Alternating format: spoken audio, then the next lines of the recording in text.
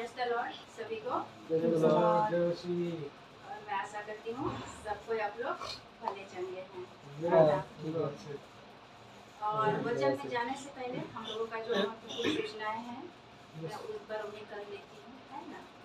जैसे हम लोग का जैसे जो ऑनलाइन चर्च होता था पहले रात को 8 बजे, वो रात में नहीं बल्कि दिन में 10 बजे से संडे को होता है। 10 बजे से शुरू होता है, 12 बजे से। और उसके साथ साथ हम लोग का जो नया उनीसिमुस करके जो जोड़ा गया है व्हाट्सएप ग्रुप में, उसमें सबको कार्य करना है। जितने भी उनीसिमुस व्हाट्सएप में जुड़े हुए हैं वो सबको क्या करना है? कार्य करना है। नहीं तो बिना कार्य के वहाँ पर आप नहीं रह सकते हैं, क्योंकि कार्य करने के लिए ही उनीसिमुस व्हाट्सएप को बनाया गया है। और इसके साथ साथ विशेष करके जो अभी टीचिंग हो रहा है 2025 में कॉन्फ्रेंस नहीं होंगे। जो स्टेट बाय स्टेट होता था वो 2025 में नहीं होगा, बल्कि जितने भी मास्टर है, लीडर है, कोऑर्डिनेटर है, स्पोक पर्सन है, सबको बारी बारी से 7 डेज वाला बाइबल कॉलेज शॉर्ट टाइम सबको करना ही है। क्योंकि इसलिए करना है क्योंकि अगर हमें सही चीज़ हमको ही नहीं पता रहेगा तो हम दूसरों को क्या सिखाएंगे।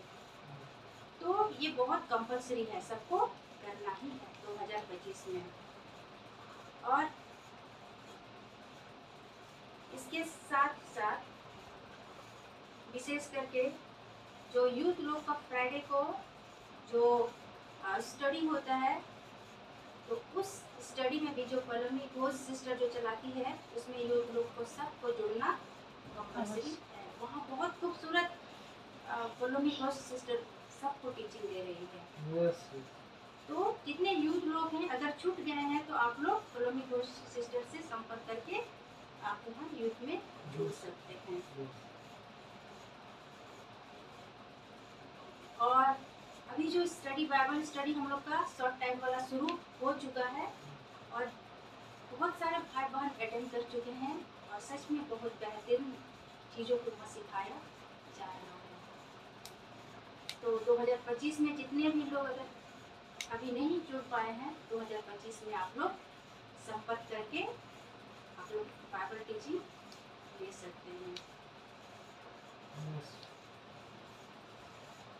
तो आइए हम लोग देखते हैं आज के वचन की ओर हम लोग जाएंगे।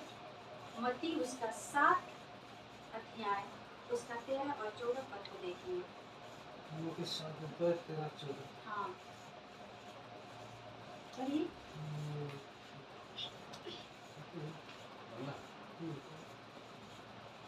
সংকীর্ণ দ্বার দিয়া প্রবেশ করো, কেননা সর্বনাশে যাইবার দ্বার প্রশস্ত ও পথ পরিসর, এবং অনেকেই তা দিয়া প্রবেশ করে, কেননা জীবনের যাইবার দ্বার সংকীর্ণ ও পথ দুর্গম, এবং অল্প লোকেই তাহা পায়।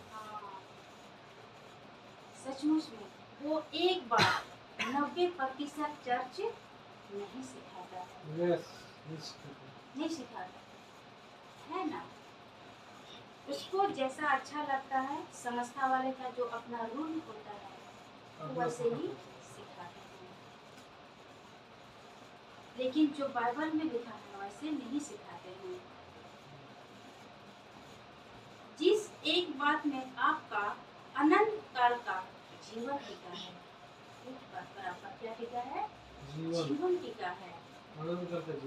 यस, नैरो पाथ यानी सकरा मार्ग।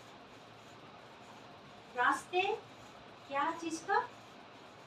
सकरा का। यानी कि सकरे रास्ते से ही प्रवेश करना होगा। एक विश्वासी अगर सही से अपना जीवन को नहीं चला पाएगा तो वो किधर जाएगा? चौड़ा मार्ग की ओर। जबकि चौड़े मार्ग में क्या होता है? सब कोई जाता है, लेकिन हमारा प्रभु ने कहा है कि तुम चौड़े मार्ग की तरफ मत जाओ, तुम सकरे रास्ते से ही तुम प्रवेश करने की सोचो, है ना। यानी नैरो पाथ।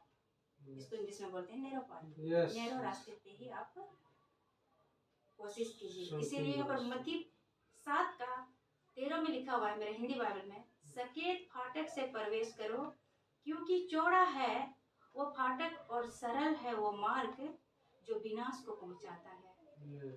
और बहुत से हैं जो उसमें प्रवेश करते हैं। 14 पद, क्योंकि सकेत है वो फाटक और कठिन है वो मार्ग जो जीवन को पहुंचाता है, और थोड़े हैं जो उससे प्रवेश पाते हैं। यानी प्रभु यीशु मसीह ने क्लियरली कह दिया है कि थोड़े ही हैं वो लोग वो रास्ता से जो सकरे रास्ते पर पार होता है। चलेंगे, लेकिन चौड़ा जो रास्ता है उसमें बहुत सारे लोग चलेंगे। इसमें से बहुत सारे विश्वासी भाई बहन भी होंगे। क्यों होंगे? क्योंकि उनके जीवन से पता चलता है। Yes, yes. हो सकता है आज के टीचिंग के माध्यम से, अगर टीचिंग के माध्यम से हो सकता है कि उन विश्वासी भाई बहन लोग को ये समझ में आ जाए कि हमें सकरे रास्ते पर ही चलना है, तो Yes. बहुत खुशी की बात है। Yes. क्यों? क्योंकि सकरे वाले को ही एक्सेप्ट किया जाएगा एक दिन, Yes, yes. चौड़ा वाला को नहीं नहीं एक्सेप्ट किया जाएगा। और ये किसी और का नहीं बल्कि हमारे यीशु मसीह का ही Statement. स्टेटमेंट है। क्योंकि न्याय सिंहासन पर हमें दूसरा कोई दिखाई नहीं देगा, वही न्याय करेंगे हमारा। Yes. तो प्रभु यीशु मसीह अपने वचन के प्रति क्या है? बहुत गंभीर है और वो न्यायी भी है। Yes, yes. क्योंकि मनुष्य का उद्धार दूसरे कोई और नहीं किया है और नहीं कर सकता है। आज भी लोग प्रभु यीशु मसीह के पास आएंगे, उनका उद्धार होगा। Yes. तो बहुत सटीक है अपने वचन के मामले में। Yes. जो लिखा है उसमें से एक बिंदु भी इधर उधर नहीं हो सकता है। तो सचमुच में, और जो रास्ता जो चौड़ा है वो विनाश की ओर ही हमें ले जाता है। यानी कि सब चलता है, दारू भी चलता है, बीड़ी भी चलता है, सिगरेट भी चलता है, बेविचार भी चलता है, एक्स्ट्रा मैरिटल अफेयर भी चलता है। ये कहाँ जाएंगे ये लोग? चौड़ा रास्ता. चौड़े रास्ते, बॉर्डर वे पे, ब्रॉडवे ब्रॉडवे पे। हाँ, तो ये चौड़े रास्ते वाले हैं ये लोग। लेकिन आज की टीचिंग के माध्यम से अगर उनको समझ में आ जाता है, बहुत अच्छी बात है, सुधर जाए, है ना? क्योंकि इसमें से सिर्फ इसमें से सांसारिक लोग नहीं है, इसमें से हमारे मसीह लोग भी बहुत फंसे हुए हैं इसमें। हम जानते हैं कि हमारे साथ में रहने वाले लोग भी एमएमई का परिवार होने वाले के साथ साथ जो गंदगी पाए जाते हैं, तो हमारे जो पास्टर डैनियल दा है, जो क्या है, पूरे एमएमई का लीड करता है और प्लस डायरेक्टर भी है, वो निकाल देता है बाहर। क्यों? क्योंकि वो गंदगी लेकर के एमएमई को आगे नहीं ले जा सकता है। और यही चीज हम लोगों ने भी सीखा है। वचन भी कहता है कि हम गंदगी को लेकर के आगे नहीं जा सकते हैं। कई बार लोगों को सही हम गंदगी में देखते हुए अगर उनको सही करते हैं तो कई बार लोगों को सही पसंद नहीं आता है। उस कारण से क्या होता है, वो कलीसिया से हट जाता है, कोई फर्क नहीं पड़ता है। आप जिंदा हैं, आप जिंदा होते हुए अगर सही को नहीं समझ पाए ना, तो आपका तो ऐसे ही बेड़ा गर्क है। लेकिन इंसान होने के नाते अगर जिंदा होते हुए वो सही समझ गया है और सकरे रास्ते पर वो प्रवेश करने का कोशिश करेंगे, तो उनके लिए ही लाभ है ना? और ऐसा टीचिंग हमें सिर्फ एमएमबी ही दे सकता है, और एमएमबी ही देता है, हमें और दूसरे जगह से नहीं मिला आज तक। तो हमको तो सचमुच में हमारे खुदा बहुत सटीक है अपने वचन के मामले में। हम लोग यूहन्ना 14 उसका 6 पद को हम लोग देख सकते हैं। और विशेष करके जो संस्था वाले लोग हैं, विशेष करके सेवक लोग हैं, वो रास्ते तो सकरा ही बताएंगे, लेकिन उसका चलना आपको चौड़ा ही दिखाई देगा। तो यानी कि 2 रास्ते यहाँ पर जिक्र होता है, और आप कौन सा रास्ता से तय करेंगे ये एक विश्वासी का जिम्मेदारी होता है। यूहन्ना 14:6 मार्ग और सच्चाई और जीवन मैं ही हूँ, यही है ना। यस तब हमारे पीछे भी ये लिखा हुआ है, यहाँ पर जो हम लोग लिखे हैं, है ना।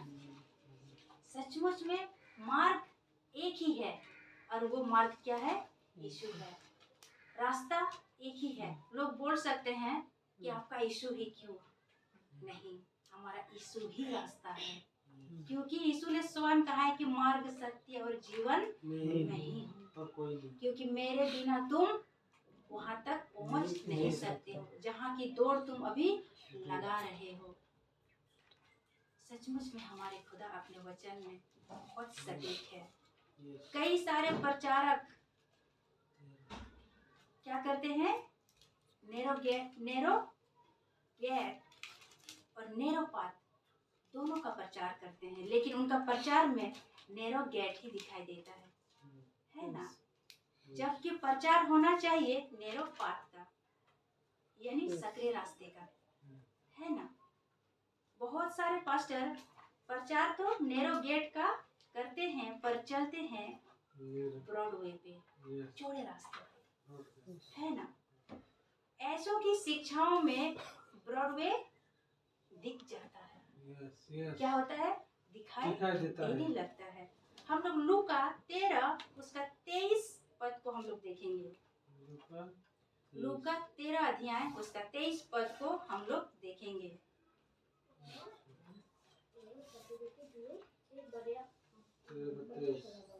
हाँ, पढ़िए बाबू, मिल गया तो। তখন এক ব্যক্তি তাহাকে বলিল, প্রভু, যাহারা পরিত্রাণ পাইতেছে তাদের সংখ্যা কি অল্প? हाँ हाँ, 24 भी पढ़िए। তিনি তাহাদিগকে বলেন, সংকীর্ণ দ্বার দিয়া প্রবেশ করিতে প্রাণপণ করো, কেননা আমি তোমাদিগকে বলিতেছি, অনেকে প্রবেশ করিতে চেষ্টা করিবে কিন্তু পারিবে না। यस नहीं सकेंगे। तो यहाँ भी वही बात लिखा हुआ है। तो किसी ने उससे पूछा, यानी किसी ने उससे पूछा, किससे? हमारे प्रभु यीशु मसीह से, है ना। तो यहाँ लिखा हुआ है, तो किसी ने उससे पूछा, हे प्रभु, क्या उद्धार पाने वाले थोड़े हैं? उसने उससे कहा, 24 पर, सके द्वार से प्रवेश करने का यत्न करो, क्योंकि मैं तुमसे कहता हूँ कि बहुत से प्रवेश करना चाहेंगे और ना कर सकेंगे। यहाँ भी सेम यही बात लिखा है, यानी कि हमारे प्रभु यीशु मसीह को किसी ने पूछा कि हे प्रभु, कि सके द्वार से प्रवेश करने वाले थोड़े ही होंगे? तो प्रभु यीशु मसीह ने भी उनको जवाब दिया। उसने उनसे कहा, सके द्वार से प्रवेश करने का यत्न करो। प्रभु यीशु मसीह के स्पष्ट तरीके से बोल रहा है कि तुम सकरे रास्ते से प्रवेश करने की यत्न करो, कोशिश करो, उस पर ही हम चलेंगे, है ना। क्योंकि मैं तुमसे कहता हूँ कि बहुत से प्रवेश करना चाहेंगे, यानी यहाँ पर लिखा बहुत से, ऐसा नहीं लिखा है कि इक्का दुक्का। उस चौड़ा वाले लोग में क्या होगा? बहुत से उसमें क्या करेंगे? प्रवेश करेंगे। लेकिन सकरे वाले लोग उस चौड़ा वाले में प्रवेश नहीं कर पाएंगे। वही बात लिखा है कि सके द्वार से प्रवेश करने का यत्न करो, क्योंकि मैं तुमसे कहता हूँ कि बहुत से प्रवेश करना चाहेंगे और ना कर सकेंगे। ये बहुत से कौन है?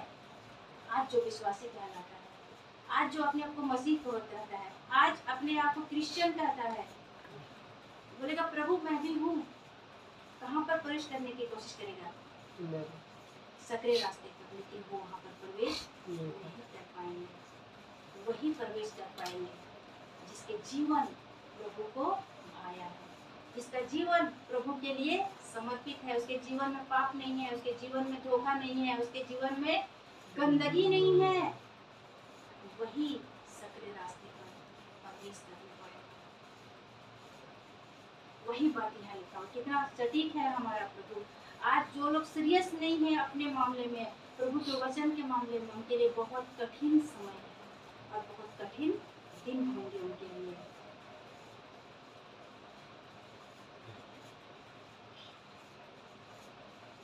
हम लोग लूका 14 का 27 पद को देखेंगे, इसी का ही।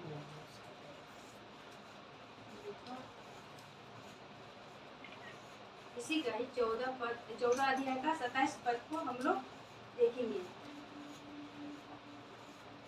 वहाँ पर लिखा है, और जो कोई अपना क्रूस ना उठाए और मेरे पीछे ना आए वह भी मेरा चेला नहीं हो सकता है। प्रभु यीशु मसीह क्या कह रहा है क्या कि और जो कोई अपना क्रूस, यानी कि हम पृथ्वी में रहते हुए एक विश्वासी जीवन जीते हुए अगर हमारे जीवन में कठिनाई नहीं है, हमारे जीवन में प्रॉब्लम्स नहीं है, अच्छा ही अच्छा है, तो ये सोचने वाली बात है। क्योंकि प्रभु ने तो कहा है कि जो कोई अपना क्रूस ना उठाए। क्रूस उठाने का मतलब क्या है?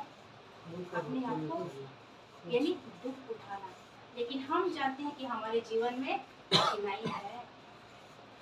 हम जब संसार से जब अलग हो गए, जब खुदा के पास हमने आया, हमारे लिए कठिन था ये।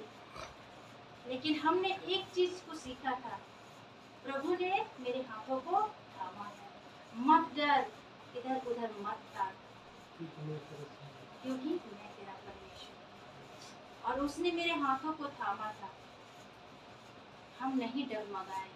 हम थोड़ी देर के लिए डगमगाए जरूर थे, लेकिन हमने सही को पहचाना। सही तरीके से हमने अपना प्रभु को पहचाना और हमने डिसाइड कर लिया, चाहे कुछ भी हो, हमको चलना तो है मसीह के रास्ते पे ही। इसीलिए यहाँ पर लिखा है। और बहुत सारे लोग यहाँ पर फोकस नहीं कर पाते हैं। प्रभु यीशु मसीह के पीछे जब चलते हैं, उसके जीवन में जब कठिनाई आती है, वो क्या हो जाता है?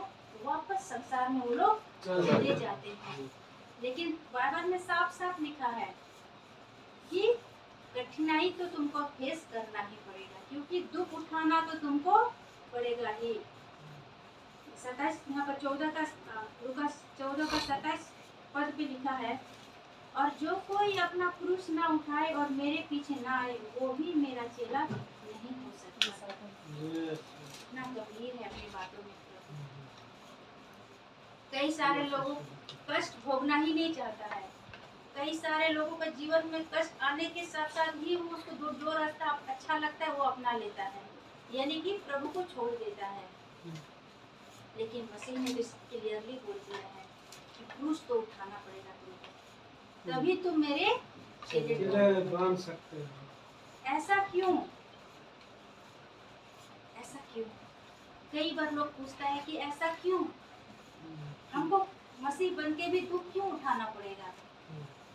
अगर ऐसा सरल होता तो क्या हमारे प्रभु भी सरल रास्ता नहीं अपना सकता था? बिना बलिदान करके वो हम लोग को उद्धार नहीं दे सकता था? जब खुदा ने, जब हमारे प्रभु यीशु मसीह ने जब अपने आप को हमारे लिए बलिदान किया, उसने उस दुख को सहा। उससे तो हमारा दुख तो कम ही है ना? तो वो परमेश्वर का पुत्र होकर के हमारे लिए इतना कुछ किया, तो हमारा भी कर्तव्य बनता है कि हम उनके लिए दुख उठाएं, यानी उनके कामों को करें जो काम उन्हें अधूरा छोड़ के गए हैं हमारे प्रभु यीशु मसीह। सुसमाचार लोगों तक पहुंचाना, ये काम हम लोग का है। कई बार हम लोगों तक सुसमाचार पहुंचाने जाते हैं तो लोग हमें ठुकराते हैं। कई बार लोग पसंद नहीं करते हैं। कई बार लोग बोलते हैं कि अपने आप को बहुत धार्मिक कहती हो, धार्मिक कहते हो अपने आप को, है ना? कोई फर्क नहीं पड़ता है, क्योंकि काम तो हमको करना ही है। तो यानी दुख उठाना भी हमारा मसीह जीवन का क्या है? एक हिस्सा है, एक भाग है। ये होगा ही, इससे विचलित नहीं होना है एक मसीही को, और दूसरे रास्ता नहीं अपनाना है। उद्धार के बाद सकरे फाटक पर आपको कोई मिलता है। उद्धार के बाद सकरे फाटक पर कोई आपको मिलता है ना? एक प्रभु का दास होगा, पास्टर होगा, या दासी होगी, सेविका होगी, है ना? उद्धार के बाद क्यों मिलता है ये लोग? क्योंकि ताकि हमको सही राह दिखाए। यहीं पर गड़बड़ भी हो जाता है। बहुत सारे लोग यहाँ पर डगमगा जाते हैं। सेवक जबकि उसको प्रभु का मार्ग बताना चाहिए, लेकिन वो अपना संस्था वाला रूल दिखा देता है, अपना प्रोटोकॉल, है ना? अपना प्रोटोकॉल क्या करता है? दिखाता है।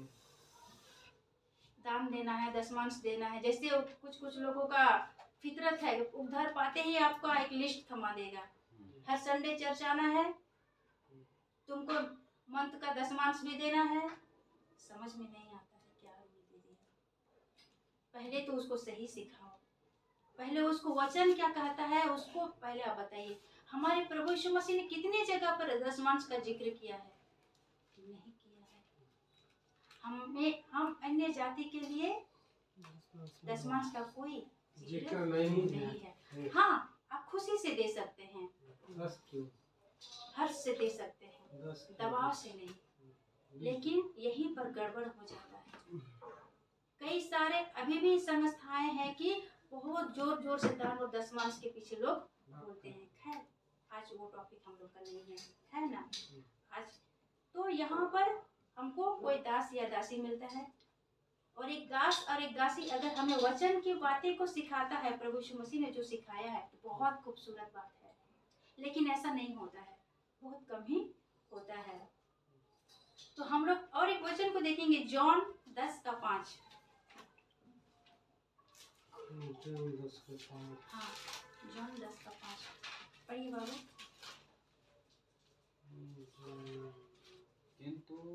কিন্তু তাহারা কোনো মতে অপর লোকে পশ্চাৎ যাইবে না, বরং তাহার নিকট হইতে পালন করিবে, কারণ অপর লোকেদের রব তারা জানে না। 10:5। हाँ, यह हिंदी में लिखा हुआ है, परंतु वे परायों के पीछे नहीं जाएगी, परंतु उससे भागेगी, क्योंकि वे परायों का शब्द नहीं पहचानती।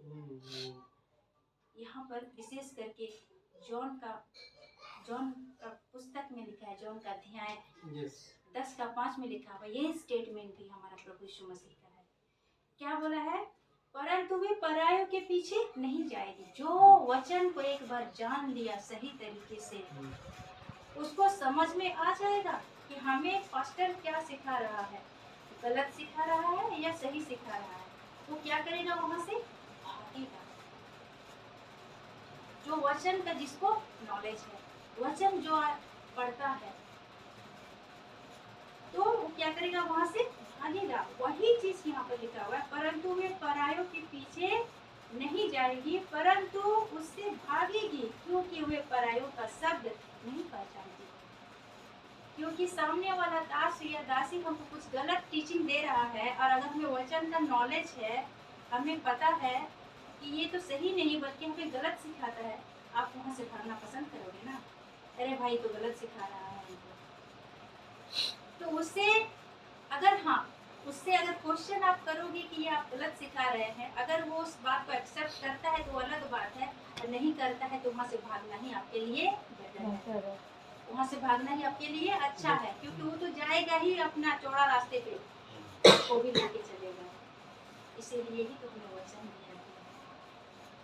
एक दिन आपके पास कोई पास्टर खड़ा नहीं रहेगा न्याय के लिए, आपको न्याय देना है।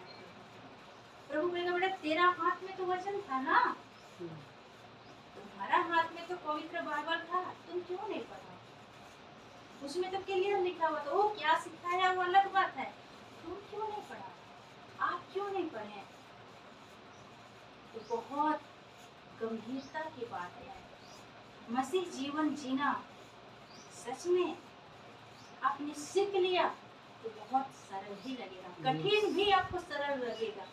अगर आप मसीह जीवन जीना अगर नहीं जानते हैं तो गंदगी भी आपको अच्छा ही लगेगा। जो आज बाहर में ऐसे बहुत सारे भीड़ पड़ी हुई है ना। कई बार क्या होता है, प्रचारक का प्रचार तय करता है आपका रास्ता क्या होगा, है ना। कई बार अपनी संस्थाओं का रूल नियम सब बताएगा, वो तय करता है कि आपका मार्ग क्या होगा। लेकिन पौलुस कहता है दो तरह के प्रचारक होंगे। पौलुस ने भी चीज को क्लियर कर दिया है, दो तरह के प्रचारक होंगे। पहला तीमुथियुस 4:3, वहाँ लिखा हुआ है, क्योंकि ऐसा समय आएगा कि लोग खरा उपदेश ना सह सकेंगे, पर कानों की खुजली के कारण अपनी अभिलाषाओं के अनुसार अपने लिए बहुत तेरे उपदेश से बटोर लेंगे।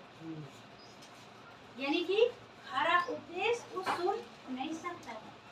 आज को सही चीज बताने की कोशिश करते हैं तो वो लोग सुनना पसंद नहीं करते हैं। हालांकि वो जाएगा वहीं पर, वो वही संस्था में जाएगा, सब कुछ करेगा, आके बताएगा कि अरे प्रचार तो ऐसा हो रहा है, बहुत ही ऐसा वैसा हो रहा है।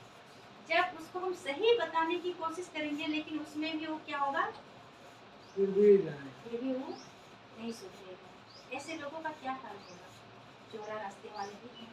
डिसाइड आप नहीं कर पाते हैं कि सब कुछ अगर आपको उधर पसंद नहीं है तो आप सही की तरफ चाहिए, वचन पढ़िए, है ना। तो क्या होता है, और यहाँ पर क्या है कि विशेष करके लोगों को जो पसंद होगा ऐसे उपदेशक कभी वो लोग क्या करेंगे, बटोर लेंगे।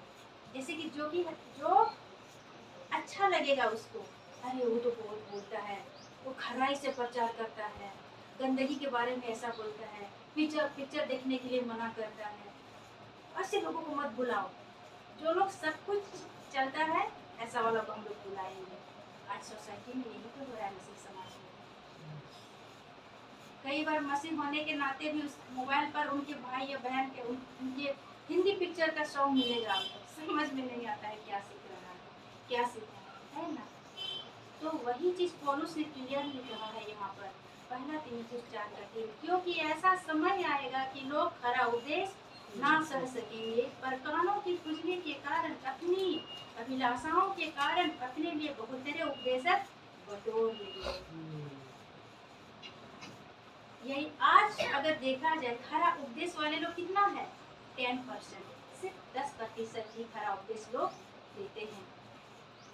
बाकी कौन वाले हैं, खुजली वाले उपदेशक, है ना, खुजली वाले प्रचारक। तो कितना है उनकी जनसंख्या पता है, 90%, बहुत। तो यीशु मसीह ने कितना क्लियरली कहा है, चौड़ा रास्ते वाले बहुत तेरे हैं, बहुत। यूं ही नहीं कह दिया था, प्रभु यीशु मसीह वो परमेश्वर का पुत्र था और वो परमेश्वर ही था और परमेश्वर है ही। उसको भविष्य को पता है कि एक दिन क्या होगा, वो भी नहीं बोल दिया।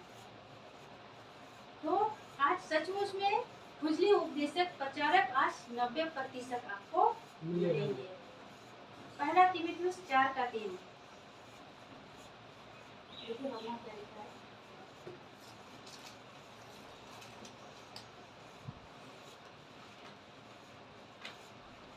भगवान क्या लिखा है, पहले तीमुथियुस 4:3, हाँ, তাহারা বিবাহ নিষিদ্ধ করে এবং বিবিধ খাদ্যের ব্যবহার নিষিদ্ধ করে, যাহা যা ঈশ্বর এই অভিপ্রায় সৃষ্টি করিয়াছেন যেন তারা বিশ্বাসী ও সত্যের তথ্য জানে, তারা ধন্যবাদ পূর্বক ভোজন করে। हाँ। इसका मतलब यहाँ पर 2 शब्द का जिक्र है, बहुतेरे और खुजली उपदेशक। क्या करेंगे, बटोरेंगे, है ना। आज अगर हम लोग समाज में देखेंगे तो ऐसे ही मसीहों को बहुत ज्यादा लोगों का भरमार है। जॉन 10:9 पढ़िए बाबू।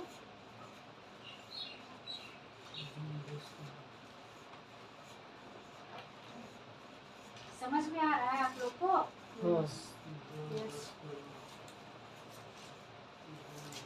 जॉन 10:9 पढ़िए बाबू।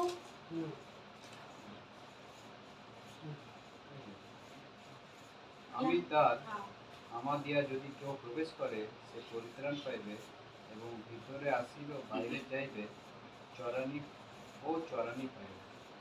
यहाँ पर लिखा हुआ है हिंदी में, द्वार मैं हूँ।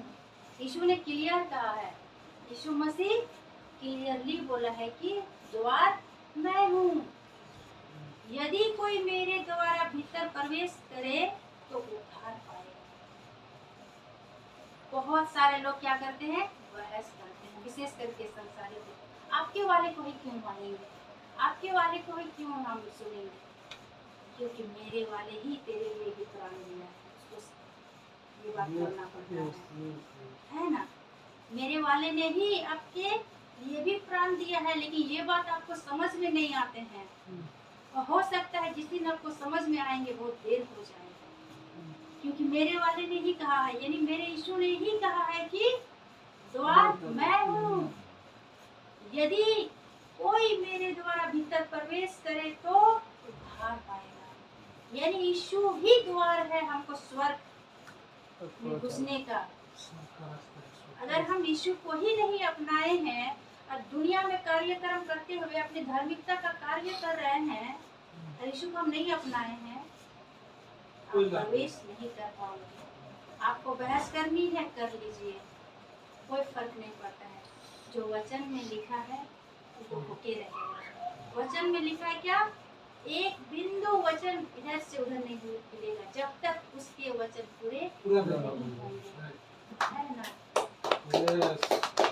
तो आज इन बातों को लोगों को समझाने में हम लोग को बहुत कठिनाई तो होती है, फेस करना पड़ता है कि हम आपके वाले को ही क्यों अपनाएं।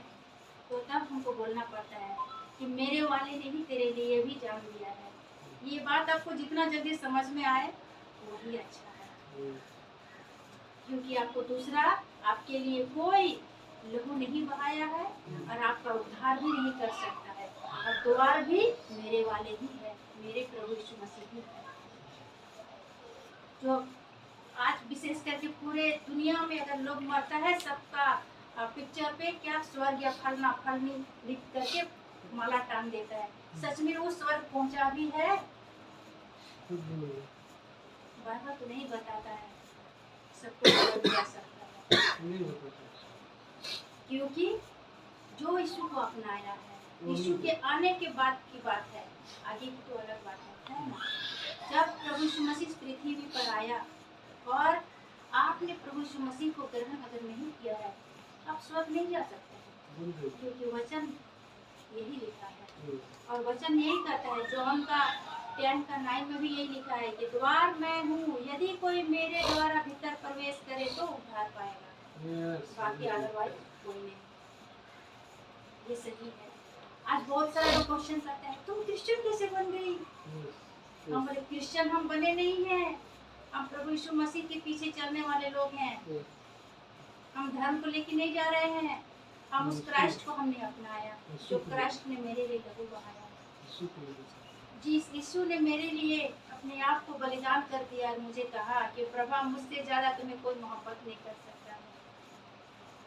मैंने अनुभव किया सच में मेरे मुझसे यीशु से ज्यादा मुझे कोई दुनिया में मोहब्बत नहीं कर सकता है। वो मेरा माँ हो, मेरा बाप हो, वो मेरा पति हो, या मेरे बच्चे हो, या मेरा फैमिली हो, या मेरे रिलेटिव हो। यीशु से ज्यादा मुझे मोहब्बत कोई कर ही नहीं सकता, क्योंकि यीशु ने मुझे बताया कि मैंने तेरे लिए यीशु बनाया है। तेरे पापों का उद्धार करने के लिए मैंने अपने आप को दे दिया ताकि तू खुश रह, तू जीवन प्राप्त कर, तू उद्धार पा, और एक दिन स्वर्ग में तू मेरे साथ रहेगा। मेरे और यीशु के बीच में दूसरा और तीसरा कोई आ ही नहीं सकता। मैंने इस गंभीरता को जाना और धन्यवाद करता हूँ मैया मेमरी का, जो खरी शिक्षा को सही समय पर लाया। नहीं तो हम भी उस भीड़ में भटक गए थे। रूल बना था एक, जब जाना है, आना है, ऐश मौज करना है, जिंदगी यही है। लेकिन धन्यवाद करता हूँ हमारे प्रभु यीशु मसीह ने हमारे पास्टर डैनियल दा को खड़ा किया और सही समय पर सही चीजों को हम तक पहुंचाया। सच में हमारा प्रभु यीशु मसीह अपने लोगों को किस तरह बचाता है वो हम लोग जानते हैं। तो हम लोग आइए और वचन को देखते हैं। दूसरा पतरस 2:1 से लेकर हम लोग 3 तक देखेंगे। दूसरा पतरस उसका 2 अध्याय उसका 1 पद से हम लोग 3 पद तक देखेंगे। यहाँ लिखा हुआ है, और जिस प्रकार उन लोगों में झूठे भविष्यवक्ता थे उसी प्रकार तुम में भी झूठे उपदेशक होंगे। ये बातें पतरस को पता चल गया था उस समय, है ना। जो नाश करने वाले पाखंड का उद्घाटन छिप छिप कर करेंगे और उस स्वामी का जिसने उन्हें मोल लिया है इनकार करेंगे और आपको शीघ्र विनाश में डाल देंगे। यानी कि ये बातें जो झूठे उपदेशक, झूठे भविष्यवक्ता, झूठे पखंडी ये लोग आएंगे, ये पतरस को भी पता चल गया कि अंतिम समय पर ऐसे लोग आएंगे और प्रभु यीशु मसीह की भेड़ों को क्या करेंगे? हमारे भरमाएंगे, बिगाड़ देंगे, इधर उधर भटका देंगे, सही से उनको सही राह नहीं दिखाएंगे। ये बातें पतरस को भी पता चल गया था। और अगर आज हम समाज में देखें, मसीह समाज में, तो सच में ऐसा ही हो गया है ना। हम धन्यवाद करते हैं उस प्रभु यीशु मसीह का जो हमें सही समय पर सही प्रचारक मिला हमें, जो बहुत ही गंभीरता के साथ हमें प्रभु के वचन को सिखाता है। प्रभु यीशु का धन्यवाद करते हैं। हम लोग भी सिखा रहे हैं। और हमारा भी काम है लोगों को सही सिखाना। हम लोग दो पद, इसी का में हम लोग 2 पद को पढ़े, वहाँ पर लिखा है, और बहुत तेरे उनकी नाई लुचपन करेंगे जिनके कारण सत्य के मार्ग की निंदा करेंगे। क्या करेंगे? लुचपन करेंगे। अगर एक मसीही लड़का लड़की शादी से पहले अगर उनका रिलेशनशिप में रहता है तो क्या होता है? लुचपन ही है ना। अगर माँ बाप एक मसीह होने के नाते अपने बच्चों पर ध्यान नहीं देता है कि मेरी बेटी शादी से पहले किसी के साथ रिलेशनशिप में है, वो किसी के साथ घूमती फिरती है, उस पर अगर ध्यान नहीं देता है, तो इससे बड़ा दुख और क्या हो सकता है एक मसीहियों के लिए। तो वही बात यहाँ पर भी लिखी हुई है कि दूसरा पतरस 2:2 में, और बहुत तेरे उनकी नाई लुचपन करेंगे जिनके कारण सत्य के मार्ग की निंदा की जाएगी। यहाँ तो निंदा ही हो रहा है। अपने आप को क्रिश्चियन दिखाते हो और सत्य के मार्ग से तुम भटक गए हो। सत्य के मार्ग की क्या करते हो? निंदा करते। मैं कईयों को जानता हूँ ऐसा। जब हम लोग मसीह में नहीं थे इतने मजबूती, हमने अपनी आंखों से देखा था, उनके पेरेंट्स के सामने ये बच्चे चले गए घूमने, माँ बाप को कोई फर्क नहीं पड़ा। मैंने अगल बगल में पूछा भी, कुछ बात है क्या? अरे हाँ बात है, शादी होगा वो लोग का। उस समय हम उतना गंभीर नहीं थे मसीह में, हमको भी लगा कि चलता होगा। लेकिन जब आज समझ में आया खरी शिक्षा के माध्यम से, हम लोग नहीं चलता है। आज ऐसे वालों को एमएमबी पसंद नहीं करता है। और आज पता चलता है, जब मैं पता करती हूँ उन लोगों के बारे में, शादी हुआ क्या? अरे कहाँ शादी होगा, नहीं हुआ शादी, अपना अपना रास्ता दोनों अलग हो गए। कौन सा था भाई? माँ बाप के सामने बच्चे चले गए, कुछ दिन बाद शादी होगा पता चलेगा। अब पता चल रहा है दोनों अलग हो गए। तो क्या किया? लुचपन किया। मसीह की शिक्षा के विरोध में क्या किया? सत्य के मार्ग के विरोध में क्या किया? लुचपन किया। आज ऐसे मसीह समाज बन गया है।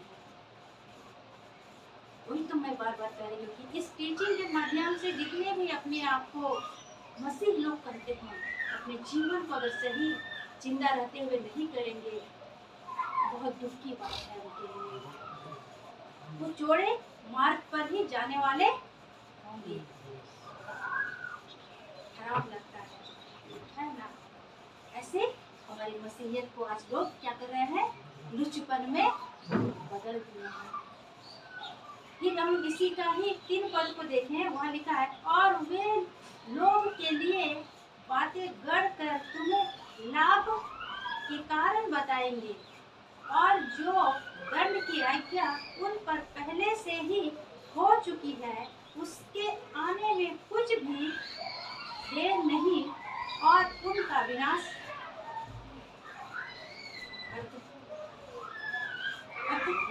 है ना। तो उन लोगों के बारे में क्या हो गया है? दंड की आज्ञा पहले से हो चुकी है। जो आज मसीहियत को गंभीरता से नहीं ले रहे हैं, अपने जीवन जैसा अच्छा लगता है उसे जी रहे हैं, खुदा का भय नहीं है, तो उसके लिए दंड की आज्ञा हो चुकी है ना। तो सचमुच में ऐसी नहीं होना चाहिए। आप अगर एक विश्वासी बन गए, मसीही बन गए, तो आप बाइबल पढ़िए। आप बाइबल जितना पढ़िएगा उतना ही आपके लिए फायदे है। आपको कोई गलत राह पर नहीं चला सकते हैं। यस और बाइबल का नॉलेज होना एक मसीही लोगों के लिए बहुत बहुत जरूरी जरूरी है। मेरे प्रिय भाई और बहनों, यूट्यूब और फेसबुक के माध्यम से आप जितने लोग भी हमें सुनेंगे, मेरे जितने भी मसीह भाई बहन हैं, अपने जीवन के विषय में थोड़ा गंभीर हो जाइए, क्योंकि एक मसीह होने के नाते अगर आप सकरे रास्ते का सफर कर रहे हैं तो विनाश की ओर ही आप सकरे बोल रहे, चौड़े रास्ते की ओर अगर आप सफर कर रहे हैं तो विनाश की ओर ही आप जाइएगा। कोशिश कीजिए सकरे रास्ते पे प्रवेश करने। हो सकता है आज आपके जीवन में कठिनाई है, दुख है, तकलीफ है, प्रॉब्लम है, लेकिन एक दिन प्रभु के सामने सब खत्म हो जाएगा। उस बात का आनंद समझ करके आप सकरे रास्ते का निर्णय लीजिए, है ना। और सचमुच में कौन सा प्रचारक है आपके पास, ये क्वेश्चन आता है ना। आपके पास कौन सा प्रचारक है, सकरा वाला या चौड़ा वाला? अगर चौड़ा वाला है तो जितना जल्दी आप वहाँ से भागेंगे आपके लिए फायदा है सकरे वाला है ना। सकरा वाला ही प्रचारक को अपनाइए जरूर। और बहुत तेरे लुच्चपन करेंगे, है ना।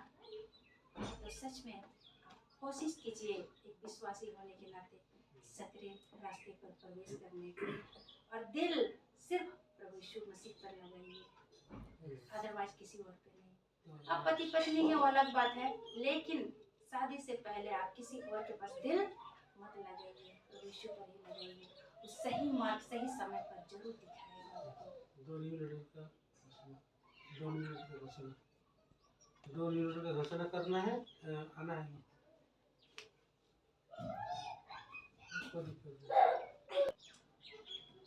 ठीक है, मैं आशा करती हूँ कि आज सुंदर मैसेज के जरिए हम लोग सबको बहुत ब्लेसिंग हुए हैं। और आइए हम लोग प्रार्थना की ओर